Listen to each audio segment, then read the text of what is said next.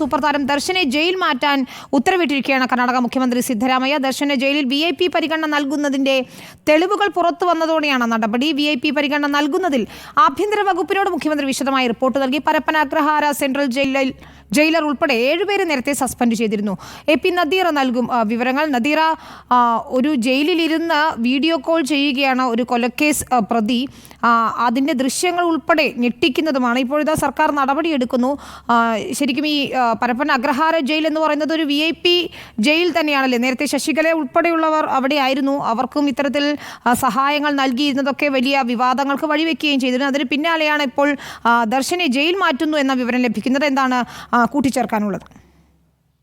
ദർശന് എല്ലാ VIP പരിഗണനയും ലഭിക്കുന്നത് സംബന്ധിച്ചുള്ള വിവരങ്ങളാണ് പുറത്തു വന്നത്.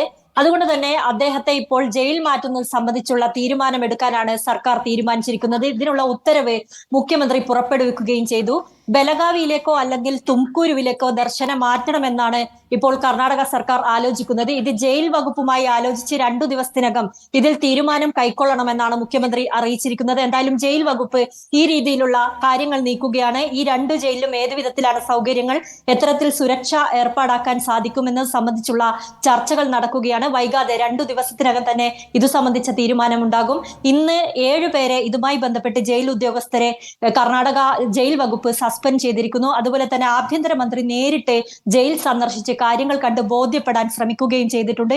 സിദ്ധരാമയ്യക്കെതിരായി അദ്ദേഹത്തെ ഏർപ്പാട് ചെയ്യുകയും ചെയ്തിരിക്കുന്നു. എന്തായാലും ഇത് ഉദ്യോഗസ്ഥരുടെ മേൽ കെട്ടിവെച്ചുകൊണ്ട് ഉദ്യോഗസ്ഥർ നടത്തിയ കാര്യമാണ്. അവർ പണമോ പാരിതോഷികമോ എന്തെങ്കിലും കൈപ്പറ്റിക്കൊണ്ടാണോ ഇത്തരത്തിലുള്ള കാര്യങ്ങൾ പ്രമുഖരോട് ചെയ്യുന്നത്, VIP-കളോട് ചെയ്യുന്നത് എന്ന കാര്യം വിശദമായി അന്വേഷിക്കാനും സിദ്ധരാമയ്യ ആവശ്യപ്പെട്ടിട്ടുണ്ട്.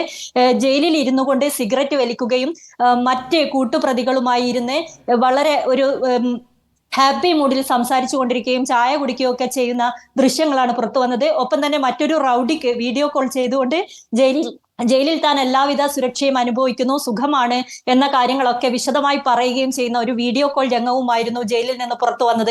മുൻപും ഇതുപോലുള്ള സംഭവങ്ങൾ ഉണ്ടായിട്ടുണ്ട്. നേരത്തെ ജയലളിതയുടെ തോഴി ശശികലയെ ജയിലിൽ അടച്ചപ്പോൾ അവർ 2 കോടി രൂപ ജയിൽ അധികൃതർക്ക് കൈക്കൂലി നൽകിക്കൊണ്ട് എല്ലാവിധ സൗകര്യങ്ങളും കൈപ്പറ്റുകയും ഇടയ്ക്കിടയ്ക്ക് തമിഴ്നാട്ടിലേക്ക് ജയിലിൽ നിന്ന് പുറത്ത് ഹൊസൂറിലേക്ക് പോകാനുള്ള സൗകര്യമൊക്കെ അവർക്ക് ലഭിച്ചിരുന്നു എന്ന റിപ്പോർട്ട് ജയിലിനകത്തു നിന്ന് തന്നെ പുറത്തു വന്നിരുന്നു. എന്തായാലും സമാനമായ സംഭവം തന്നെയാണ് ഇവിടെയും നടന്നിരിക്കുന്നത്.